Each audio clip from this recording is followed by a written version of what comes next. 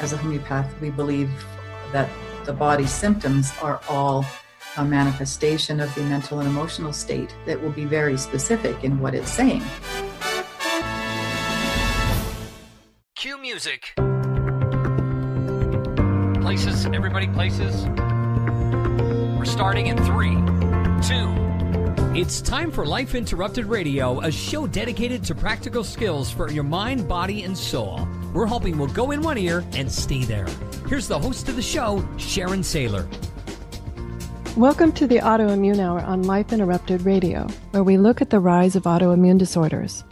The NIH estimates nearly 24 million Americans have an autoimmune disorder. To put that in perspective, cancer affects about 9 million and heart disease up to 22 million. You'll be as surprised as I was to find out what autoimmune entails.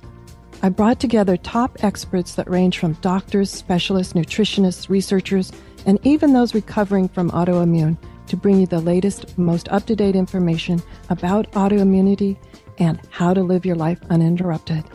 So let's get started. Welcome, everyone, to the Autoimmune Hour on Life Interrupted Radio. I'm your host, Sharon Sayler from SharonSayler.com. And oh my goodness, it's my Friday night. I hope it's your Friday night, the start of my weekend. I'm curled up with my chai tea. I've got some homemade almond milk. Really good. You probably noticed I've been on a chai tea roll lately. If you want to know how to make homemade almond milk, just drop me a quick email over at lifeinterruptedradio.com. I'll explain it to you. It's super easy. I am going to a farmer's market this weekend. I am so excited. And they've also got a craft show going this weekend, so I'm really excited about that. I hope you've got some joy looking forward to this weekend for yourself. And tonight I have a fantastic guest on a topic we haven't covered. I think we've skirted the edges of this topic before. So we've got the beautiful Liberty Forrest with us. She's an international psychic and medium and an award-winning author of the book, The Power and Simplicity of Self-Healing, and a columnist, a Huffington Post contributor. And her abilities became evident in childhood and naturally evolved over the years until eventually she began reading professionally. For 5 years, she appeared approximately monthly on BBC Radio doing psychic phone-ins. She also took to the stage where she enjoyed connecting audience members with loved ones in spirit. With a background in social work and counseling, Liberty combines her professional experience with her natural abilities as a psychic and medium to assist her clients in getting unstuck and moving forward in life. I am so thrilled to have her here because tonight we're going to talk about getting unstuck with our health. What's keeping us stuck? What kinds of things are we not thinking about that could be keeping us from getting absolutely the life we want? So welcome, Liberty. Thanks for being on the show. It's so good to see you. It's great to see you too, and thank you so much for the invitation. It's lovely to be here. Oh, awesome. I'm so excited. Liberty and I chatted, maybe 6 months ago in Calgary about getting her on. And she's such a busy, busy lady. We've just now been able to snag her. So I'm so thrilled that she's taking the time out to join us here. Now, Liberty, I know you've had some health challenges. We were talking about that before. Can you share a little bit about your history so people can understand you know what it's like to be a thriver? I really do. Yeah, it kind of started in childhood in an environment that was very toxic and frightening. So I was having panic attacks at a very early age, always at night. So I just thought other people woke up at night and shook and teeth chattered and all of that. I didn't know what it was. Wow. And that carried on, till I was 30 actually. But I left home at 16 thinking I was leaving the insanity and craziness behind me. That was kind of not the way it went. And discovered by the time I was in my late teens, I was a divorced single parent with the first of what ended up being 5 children. And I still had the panic attacks. I was anxious all the time. I had OCD.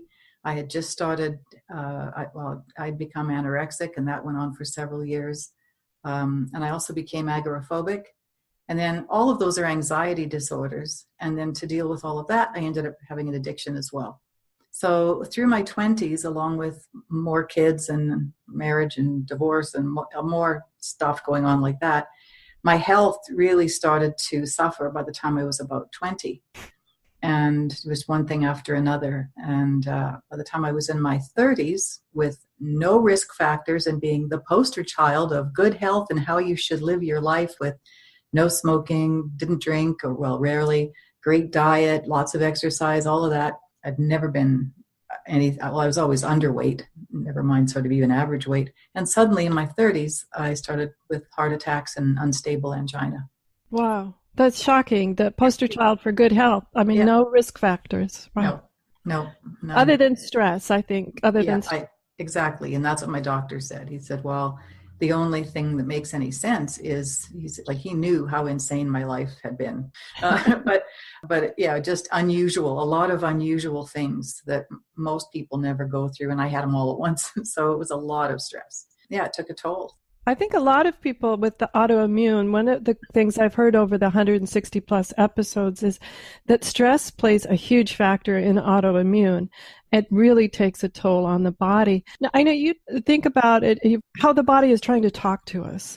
And it's just talking of a language that we don't easily understand. It's not talking English, obviously.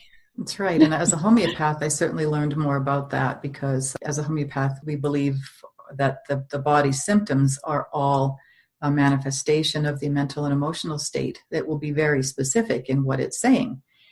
But I guess I thought I was exempt from that rule or something. And I just was mad at my body all the time because, my knees are dislocating, my hips are dislocating, and, I've got migraines or bad headaches or this or that isn't working and back pain, you name it, I had it, just all sorts of problems. And then the heart problem on top of it. So there I was sort of thinking, it's just I have this weak, defective body that just, wasn't born with good genes. I always say that the gene pool that I had was like the little kiddies waiting pool where everybody poops in it. Oh, dear. Really, it was terrible genes. Not good health on either side. So, yeah. But what a vision. It really, gotta laugh. Anyway, but I found that, you're right about, and even with autoimmune issues, that's, the body's kind of attacking itself. Well, I discovered that I was attacking myself with my language. This happened many years after the heart problem started when I became really sick and just fed up and frustrated and decided I'm going to fix it myself. Like other people cure themselves of things that they're supposed to be incurable. I'm going to do this.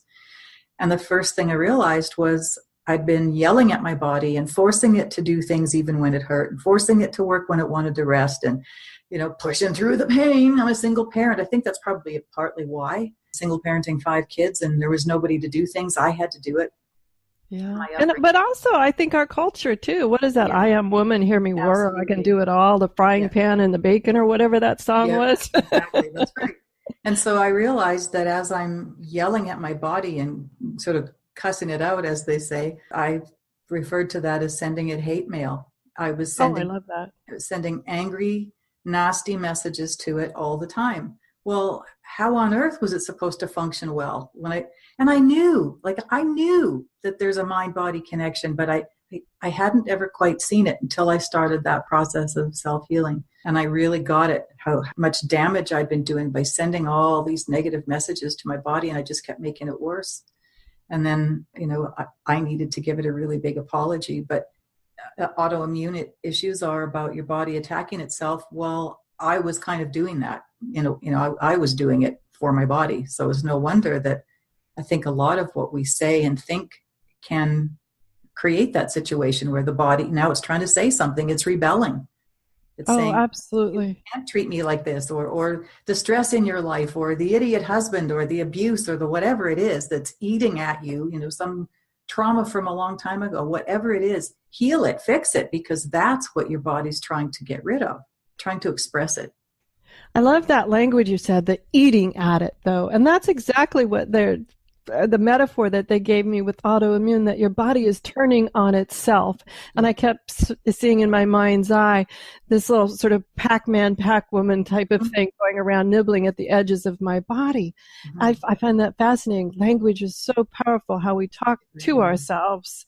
Now, you were able to change the way you talk to yourself. I think some of us take a little bit longer to change how we talk to ourselves. I know mine didn't come overnight, but you had what I'll call an epiphany.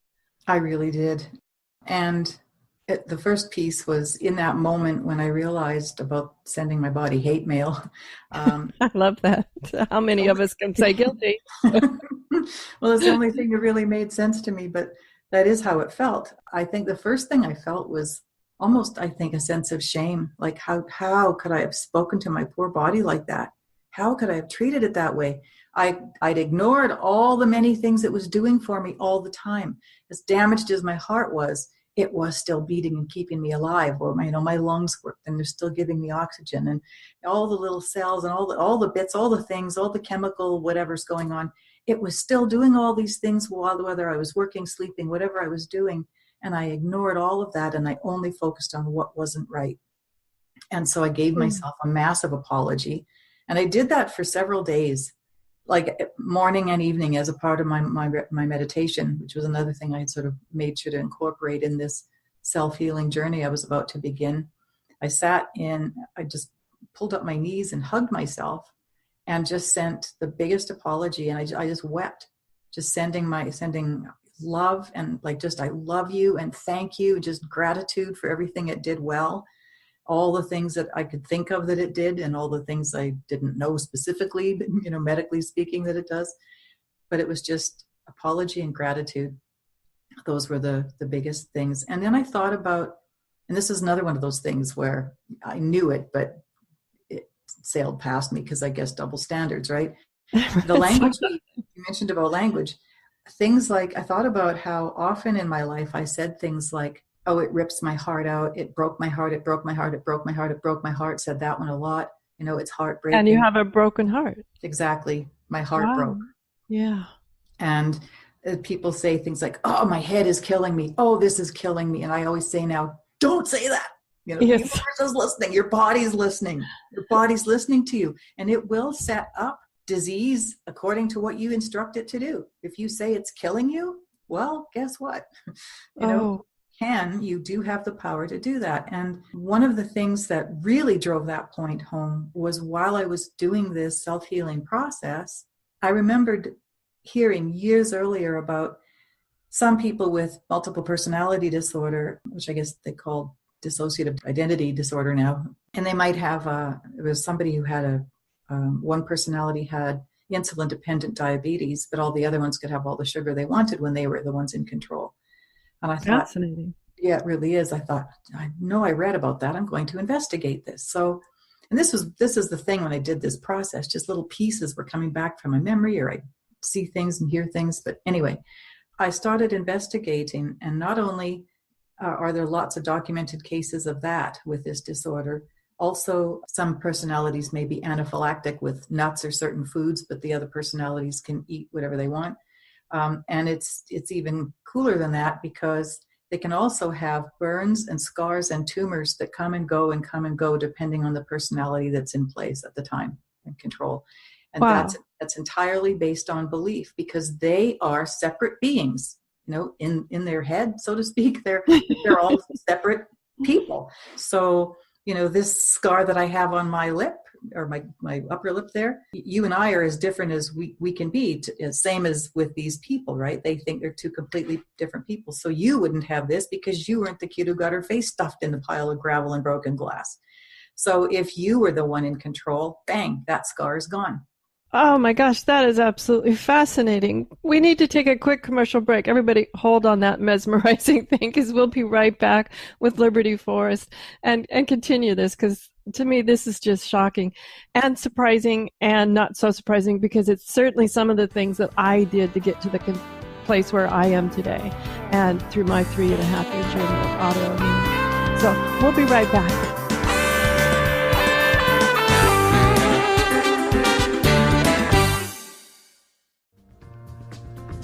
Life Interrupted Radio will return after these messages from our sponsors. It's great sponsors like these that keep this show coming to you every week.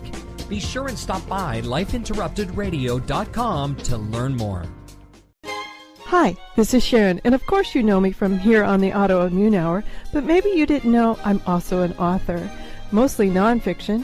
But recently I delved into the world of children's fiction with the Pinky Chenille series. If you haven't had a chance to check out Pinky Chenille and the Rainbow Hunters, go over and check it out at pinkychenille.com. That's Pinky, P-I-N-K-Y, Chenille, C-H-E-N-I-L-L-E.com. Thanks. See you there. Your conscious lifestyle on steroids. OMTimes Radio. IOM FM. Humanity Healing International is a small nonprofit with a big dream. Since 2007, HHI has been working tirelessly to bring help to communities with little or no hope. Our projects are not broad mandates, nor are they overnight solutions, but they bring the reassurance that no one is alone and that someone cares. To learn more, please visit humanityhealing.org. Humanity Healing is where your heart is. Hello, I'm Lisa Berry. Join me every Monday at 1 p.m. Eastern Time for Light on Living, a chance to see new, hear different, and feel more as I shine the spotlight on all the ways to lighten the load of life's challenges. Light on Living is your link to that new way you're looking for, that new understanding that will enhance your life, and that positive connection that will support your growth. So join me and you'll gain insight and start to see things in a new way that motivates you. I am Fidel Mshombo. I was born in a city called the Bukavu in the Congo. We were a loving family, and then, boom, everything that I had disappeared in a single day. People think that when you are a refugee and they resettle you to America, and all your problems are done. They don't understand that that's the beginning of everything. I was not born a refugee.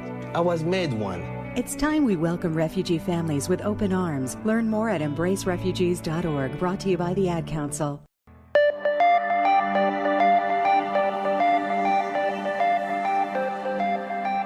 Welcome back, everyone, to the Autoimmune Hour on Life Interrupted Radio. I'm your host, Sharon Sayler from SharonSayler.com. And tonight we're here with Liberty Forrest, the internationally known psychic and medium and award-winning author of The Power and Simplicity of Self-Healing. And we've been talking about what I'll call beliefs and how they strangely manifest in our body, how our language can change how we feel very quickly, and just all sorts of other fascinating ideas about how we talk to our body, how we think about our body, how we feel about our body creates a lot of things happening in our body.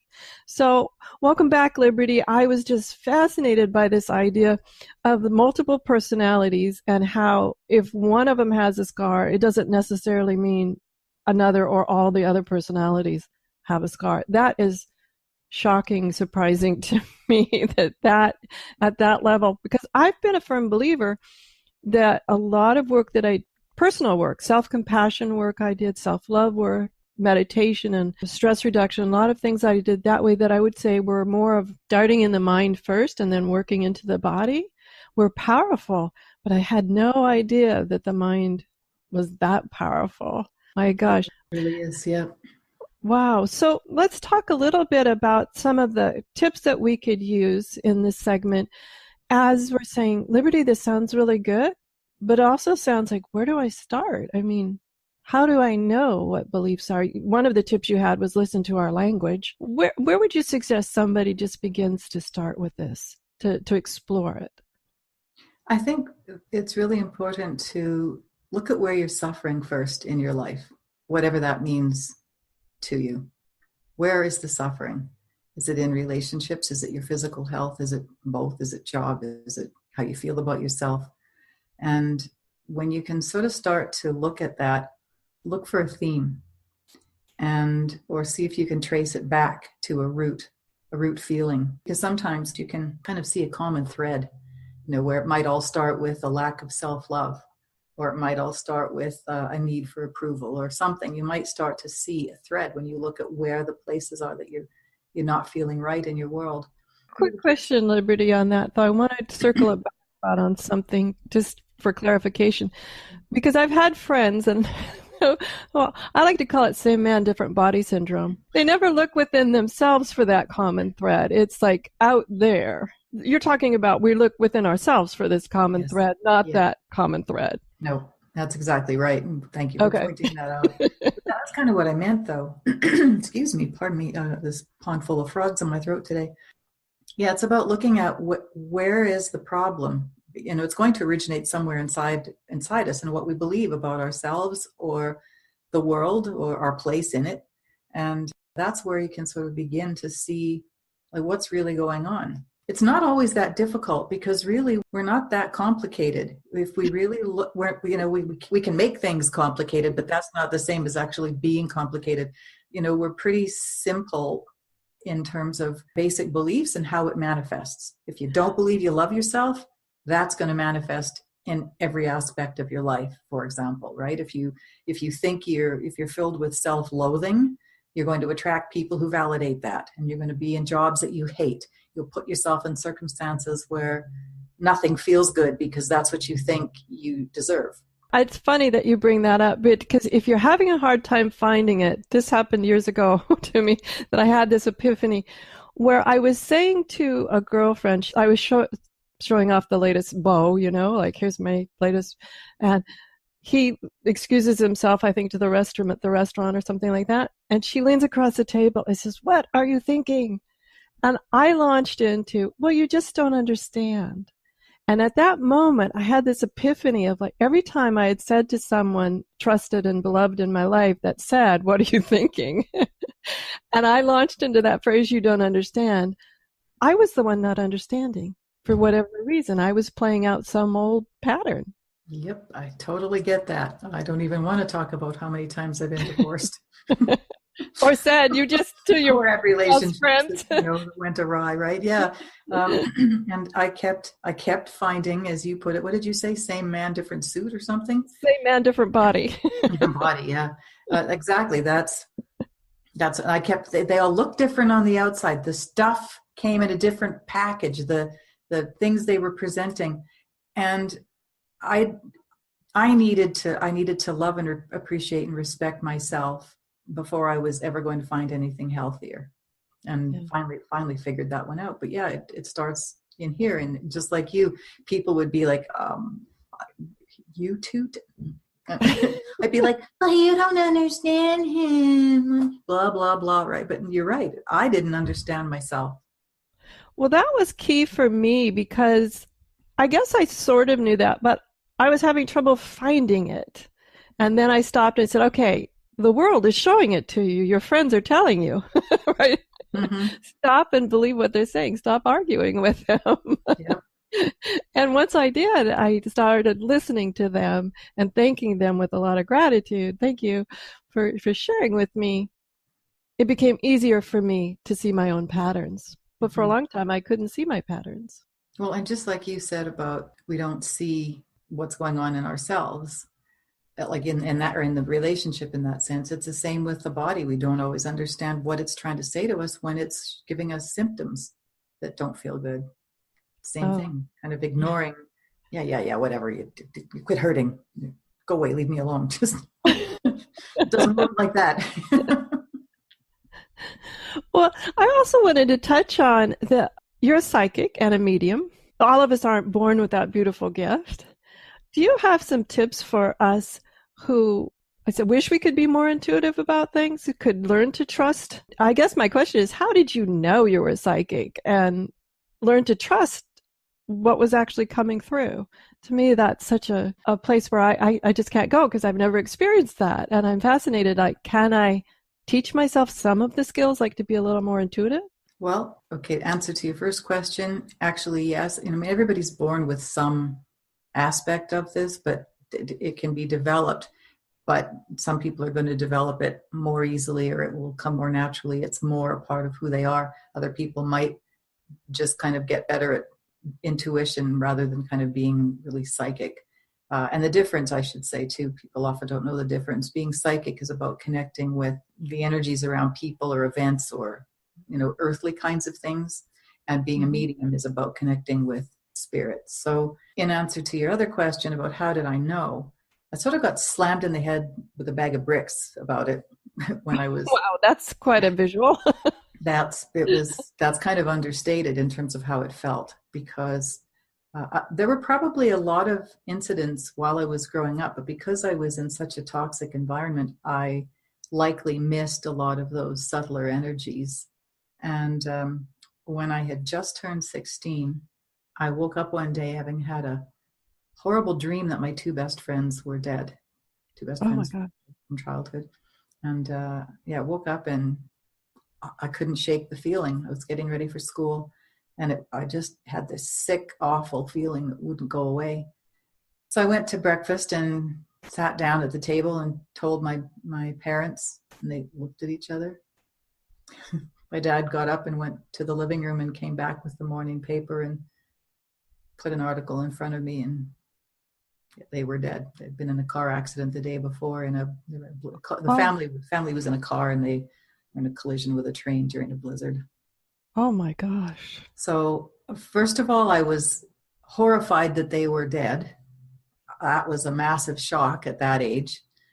And at any age. Yeah, but I mean, like children die. How does, like, I couldn't get my head around it at all. And then the really terrifying part was, how the heck did I know? How did I have that dream? How could they have communicated that to me in that dream? And I was scared to death, because this is back in the dark ages, almost. Okay, maybe the Middle Ages. But there were no psychic fairs. There was no John Edward on TV. There was no Long Island Medium. There was none of this. Nobody talked about this sort of thing. And I was really afraid. What does this mean? How did I know? How could this be? It was really scary. So it was a lot of, but after that moment, after that event, all of a sudden it was just like the floodgates opened. And I started having more dreams or feelings, and it just kind of evolved over the years. But it took a long time before I was comfortable with it. And especially when it got to the point where I needed to start passing along messages. If there's a spirit standing next to a person I'm talking to, and it's like, hello, I want to tell you something. Like, shut up, oh, wait, shut up. I don't want to talk to them. They're going to cry. If I tell them there's a dead person here, they're going to cry. Dear, I hadn't thought of that. Oh yeah, but I finally figured out that I was supposed to do that. That was the whole point. I'm supposed to pass these messages along. Same with, even well before I got to that point, when I would know something was wrong somewhere or with someone, and I needed to call, and I'd find out, yep, there was something wrong. And it just evolved over the years. So it wasn't really a case of how did I learn to trust it. It just kept happening, and it was always right. So I didn't really question it, I guess. I just was afraid of it for probably a good 10 years. Wow. I guess I can understand, especially the way you first discovered it. We need to take another quick commercial break, Liberty, but we'll be right back, guys. Stay tuned, because we got plenty more to come.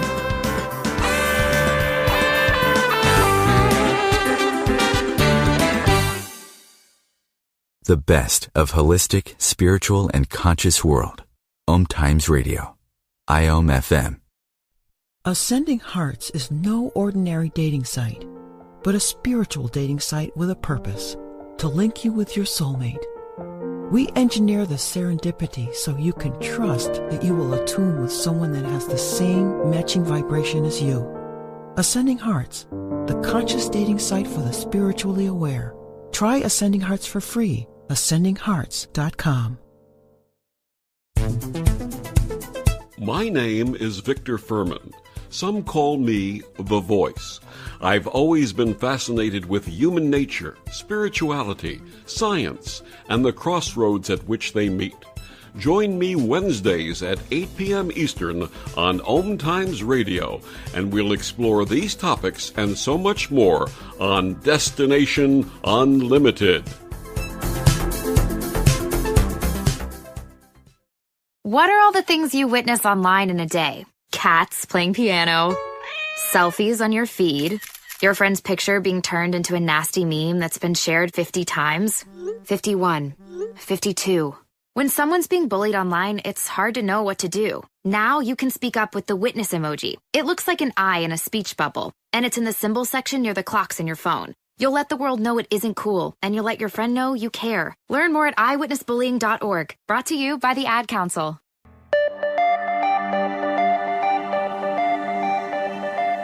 Welcome back to the Autoimmune Hour on Life Interrupted Radio. I'm your host, Sharon Sayler from SharonSayler.com. And tonight we're here with the internationally known psychic and medium Liberty Forrest. She's an award-winning author, a columnist, and a Huffington Post contributor. And she's been sharing with us I've been just leading her down all sorts of rabbit holes here. We've been talking about self-understanding, self-talk, and we just ended up on how she knew she was psychic. That's a bit of a rabbit hole, I know, Liberty, but I was fascinated by that because I'm like, how does someone just know? But have you shared with people how they can enhance you said everybody has the ability, some are just maybe a little more attuned to it than others. How can people begin to, because I'm a big fan of my intuition and I'll say trusting my gut, or the times I haven't trusted it, I've gone, doggone it. But that's about the only time we really get into trouble is when we ignore that. So let's talk about a little bit, how do we know it's our gut and not some bad B movie we just maybe, had indigestion. The bad B movie came up into our head. One of the ways that I work with people, I teach them and help them develop their abilities as psychics and mediums. And one of the first things I've often run into is people saying, well, but I did listen to that little voice inside and it was telling me, my husband would feel like this if I blah, blah, and my kids would feel like that if I blah, blah. And wait, that's not your little voice. That's your guilt. That's other people's expectation and obligation and demand and expectation of you. I mean, when anybody else is expecting something of you, that's about them. It's not about you. Your little voice will always be about you and what makes you feel good and what you need and what you want to do, what's right for you. Whether it's, I think I'm going to turn left at this corner and then something in you says, oh, no. Even if you don't know what that is, maybe it's your highest self telling you there's an accident down there waiting for you. Whatever that is, when you get that something that just says, oh, go here, do this, and it's about something that will benefit you, even if you don't understand it, then that's something to pay attention to. But when it's got to do with benefiting somebody else or making somebody else happy, that is not your highest self or your intuition. Same thing. Oh my gosh. Well, I have a quick question though. That brings up this idea though of what if I get a little voice that I need to tell Susan over there to run? Is that my intuition? That's more of a psychic thing. Intuition is more about ourselves and what's going to happen or what's good for us. That's like your highest self speaking to you. If you get a sense of something's going to happen to that person, that's more a psychic thing where you now tapped into that person's energy and you're picking up something, unless it turns out to be wrong, in which case maybe it was a fear or a worry or some other thing. But if it turns out to be right and she just got out of the way of a big safe dropping out of the sky on her head or the grand piano in the cartoons or something, then you can go, whoa, that was cool. I am psychic. So we take some time to build listening to this voice. What are some other steps that you do? I know you do some meditations and some gratitude work. Let's talk a little bit about a few other things that we can do to enhance it, to help it grow, to trust it. Yeah, one of the biggest things, as you mentioned, it's meditation, and mindfulness meditation, where you're just finding stillness in your mind, just being still. When you have that sense of stillness, that allows you to hear those subtler messages that we ignore when we're rushing around and, you jump out of bed in the morning and it's, oh, I have to do this and this and go here and there. And we're on the devices right away and we're checking the weather and checking the news, checking the traffic and I got to get out. And I'm tired just hearing that. No. And I can't tell you how often I've taught a lot of meditation classes. I always say to people, it's best to do it first thing in the morning before you've had a chance to jump into your day, because invariably, you're busy and you got your work brain on, and the last thing you want to do is slow down for a little while, right? It's easier to just get it out of the way in the morning. At night, we're often too tired, we fall asleep, which is fine, but it's not meditation. So I always say there's something I heard called the RPM method, rise, pee, meditate. That's cute. RPM. All I was thinking was records, right? Remember those vinyl? Yeah. How many RPMs? but the 45 generation here. Yep, absolutely. So sitting in stillness, even if you give yourself 5 or 10 minutes to just do a breathing meditation in the morning, just to close your eyes and focus only on your breath and every aspect of your breath and your breathing and how it feels as it's going in and coming out and whatever, or staring into a candle flame. I love the candle meditation. Or a smiling meditation where you just sit with your eyes closed and a little smile on your face, and the body after a few minutes gets the message, oh, you're smiling, and it will actually create a chemical thing where it sends the lovely endorphins through your body and you feel better. So yeah, absolutely. I love that one because in my body language work, my other life, we talk about all these things, and like the power pose is really popular now from Dr. Amy Cuddy's work at Harvard, and standing like either Superman or I like to say Wonder Woman. And it goes beyond that, as you said. That changes the hormones. She's proven that raises your testosterone and lowers cortisol. But what's fascinating to me is it doesn't even have to be that. You can just smile. You can open your eyes wide. You can even do a little forced giggle. And it doesn't have to be long. It can just be very quick. And I'm surprised at how fast the body thanks you for it, how fast the body switches. And well, if you think about if you hear something, a noise that startles you, almost at the same second that you hear it, you can feel the adrenaline rush through your body when it startles you, right? Yes. It's that quick. It's lightning fast, the response between the thought and the brain, or the thought in the brain and the response in the body. Absolutely. And there's no reason why it doesn't go the other way towards joy, too. It just doesn't go fast towards fear. It can go fast towards joy, happiness. Yeah. Awesome. We just don't maybe feel it quite as much, but it's lightning fast. Yeah. So as we're beginning to explore our intuition and explore the meditation parts, what are some other things that you counsel people on in understanding how to get unstuck? If they're saying, well, I've tried this meditation before or whatever, and my grocery list wanders through my brain. What are some other things that you talk to people about getting unstuck so they can move forward? Well, sometimes people feel like they need to make a change and they're not sure what it is that needs changing, or or they maybe want to get out of the career, but they really don't know what's next. They're not sure where to go. Maybe it's that relationship doesn't feel right and they don't know if they can fix it. Maybe they want to get out of it, but they're afraid, or they don't have the assertiveness skills to do it, or the self-love to do it. Sometimes it's old emotional trauma or wounds that are keeping people stuck in a place of self-sabotaging behaviors, pushing away possibilities, pushing away happiness, pushing away the great promotion or the happiness. Sometimes people are just not happy and they don't understand why. And because of my own life and insane things that I've learned or insane experiences, and the things that I've learned and all the healing work, and then my background in the social work field and doing some counseling, I now can just use my psychic abilities, kind of like laser focused counseling, because I can see into what's really going on. I can pick up psychically some of the issues that are creating a problem. And it's just like super, super condensed counseling, just zeroing in on where the issues are and where the problem lies. And then start addressing that, start healing whatever that is, or looking at the changes, or looking at the options and the possibilities, and then looking at what the obstacles are to, that they're preventing them from reaching those possibilities, and then work on cleaning those up.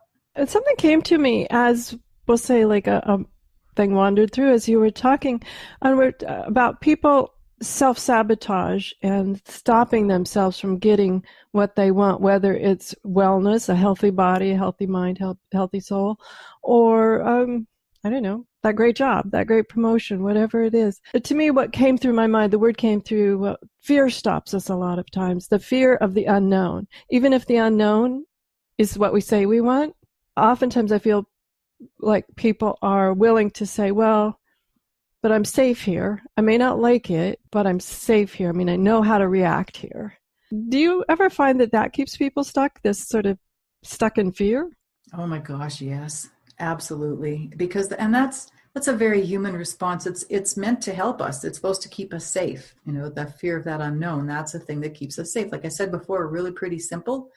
We really are. You look at the lizard brain, right? That's a scary thing. It might hurt me. I'm not going there. It's that simple. And you know what? I reached a point in my life well into this whole heart problem and lots of other insanity going on. And it was sort of the major turning point where then things began to change. And I was thinking, how did I end up here again? You know, another toxic relationship and another, like, whatever. It was just a mess. And I peeled back every major decision I'd made since the one when I left home at 16. I looked at each big decision, and I didn't know decisions had layers, but they really do. It's not like you go from think to boom, decision. There's a whole process. and as I peeled them back, every single one of them was rooted in fear. And then I went, oh, so making a decision based on fear really will never give you a good outcome. It will always suck. I swore to myself that day that I would never again, if I heard myself say, oh, but I'm afraid to, I would never again do whatever that, or like not let that happen. Or I wasn't going to let fear stop me. I was going to do whatever it was if I was afraid. I mean, not jump in front of a train or something, but you know what I mean? Just these standard things, right? The standard fear is holding you back. Well, maybe I'm not good enough to take that job, or what happens if I take that job and I fail and then I'm jobless. Yep. And then like 3 or 4 days later, I got an invitation to visit a friend in England. And my first thought was, oh, I'm afraid to.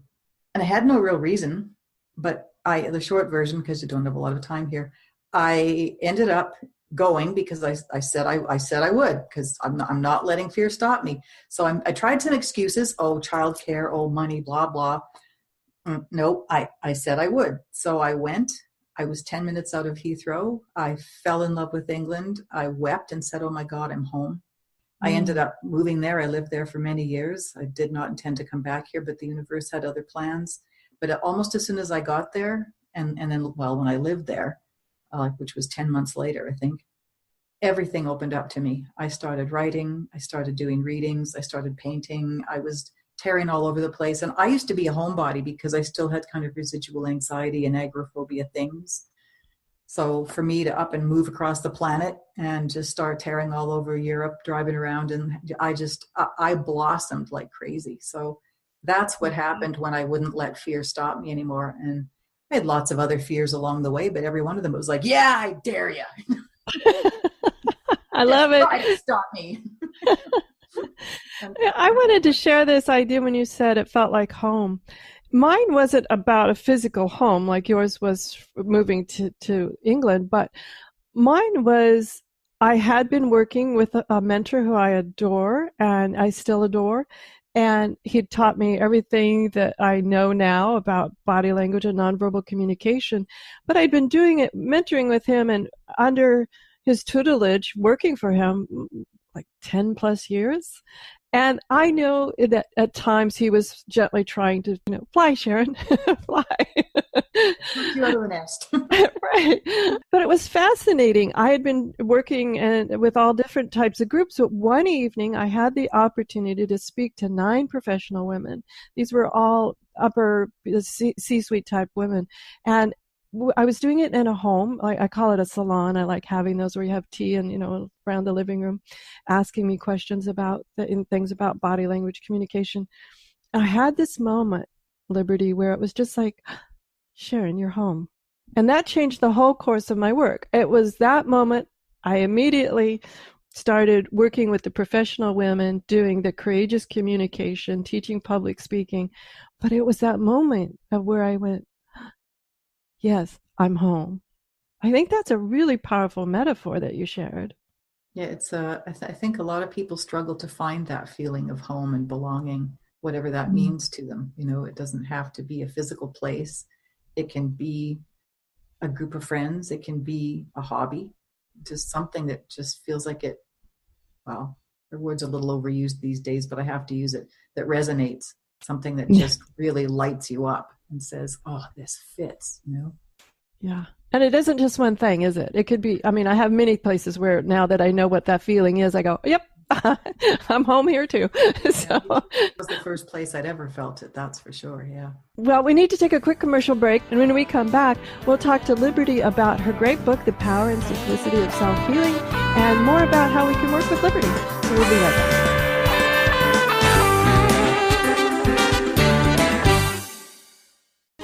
Hi, this is Sharon, and of course you know me from here on the Autoimmune Hour, but maybe you didn't know I'm also an author, mostly nonfiction, but recently I delved into the world of children's fiction with the Pinky Chenille series. If you haven't had a chance to check out Pinky Chenille and the Rainbow Hunters, go over and check it out at pinkychenille.com.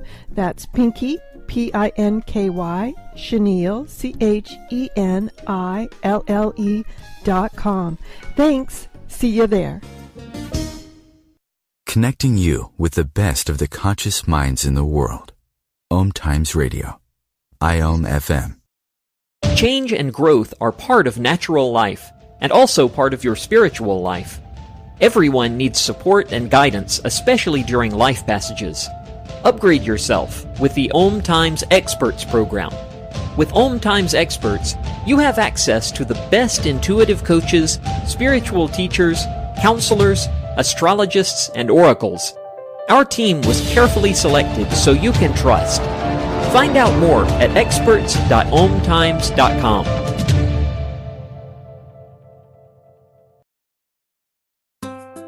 Grab a cup of tea or a glass of wine and tune in for Inspired Conversations with publisher Linda Joy on Tuesdays at 2 p.m. Eastern. Linda creates sacred space for leading female luminaries, empowering authors, heart-centered female entrepreneurs, coaches, and healers. A soulful venue where guests openly share the fears and obstacles they've overcome, wisdom and lessons learned, and the personal journey that led them to the transformational work they do in the world. Inspired Conversations to empower you on your path to authentic, soulful living. Hey, Dr. Phil here. You know, I help people solve difficult problems every day, but one problem has me stumped: childhood hunger. Nearly 16 million children in America struggle with it. Luckily, the Feeding America network of local food banks collects surplus food, giving hope to hungry children and their families. But they need your help. Join me in supporting Feeding America and your local food bank at feedingamerica.org. Brought to you by Feeding America and the Ad Council.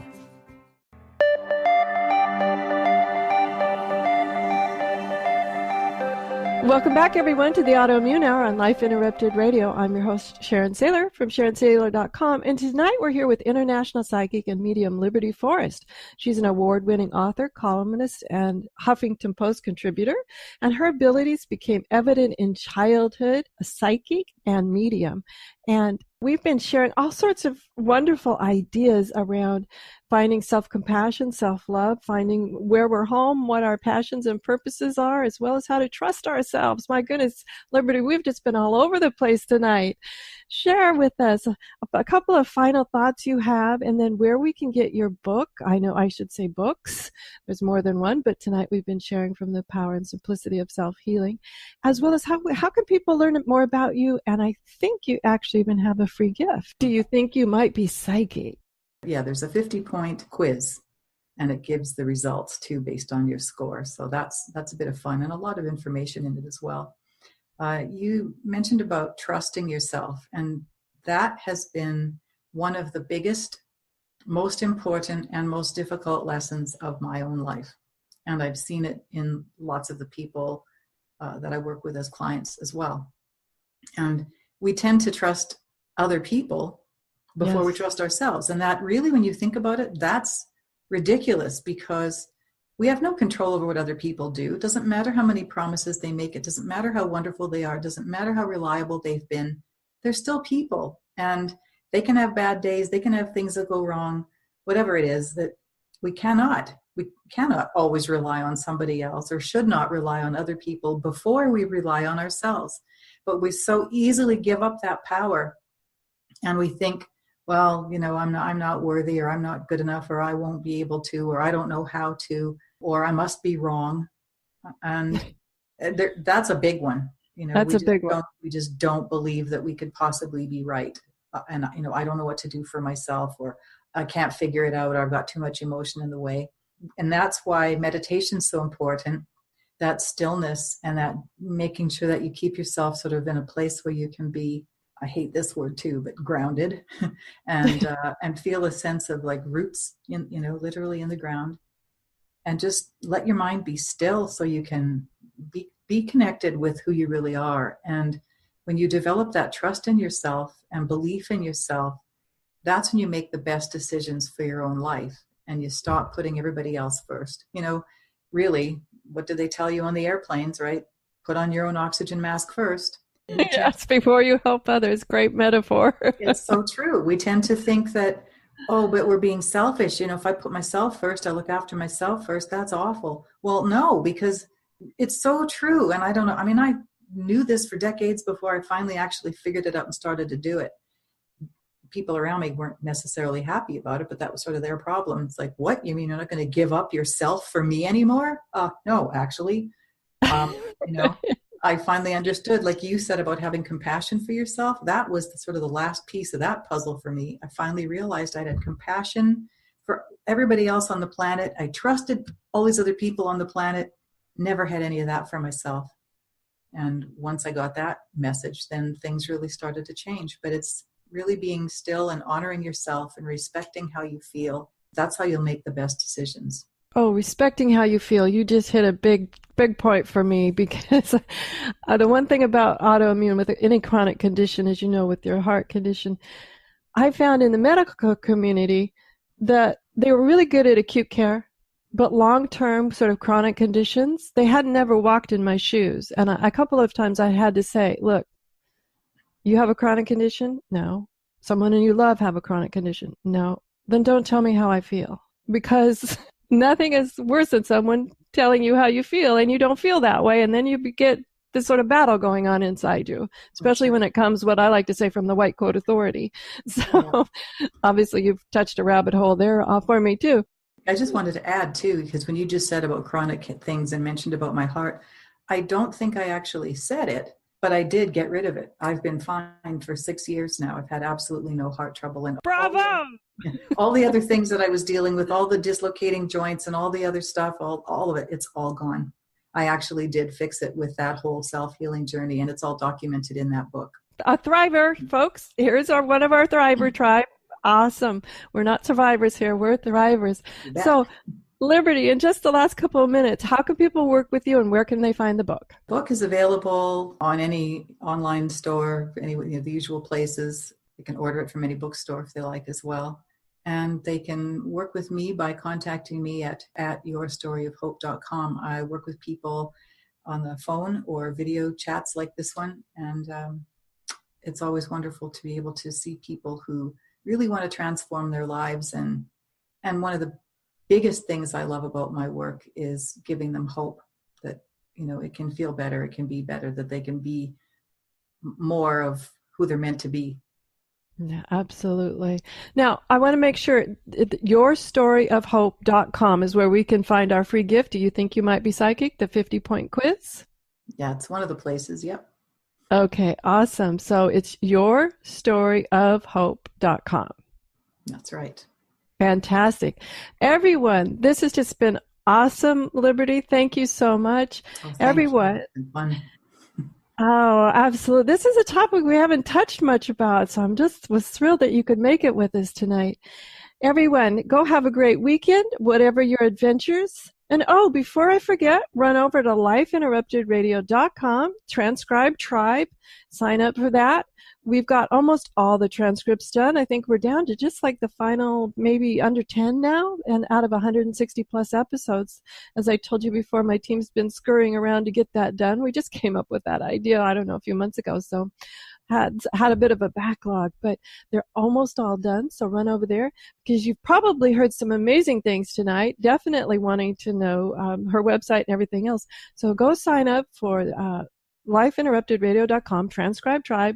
Go over there, you get the little pop-up window that says sign up, and you'll be able to get all of the transcripts for free. Everyone, go have a great weekend, whatever your adventures, and as always, enjoy.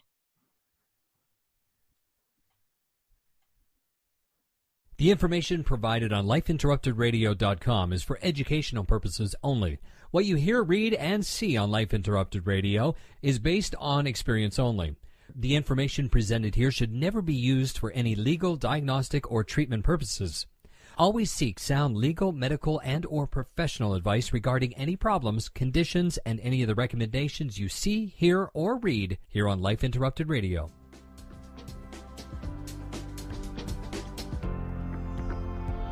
You've been listening to Life Interrupted Radio.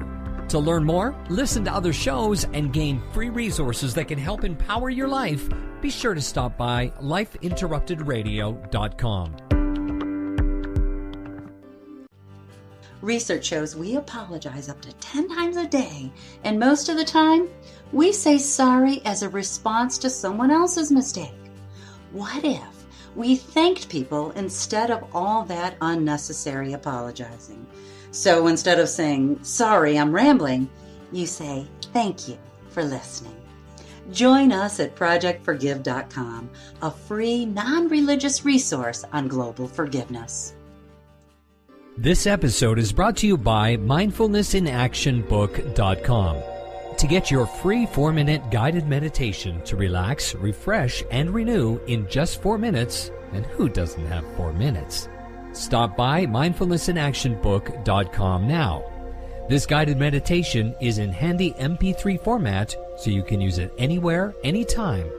Download it now at mindfulnessinactionbook.com. Do you want to be a better leader, have better relationships, become more self-aware, be a better communicator?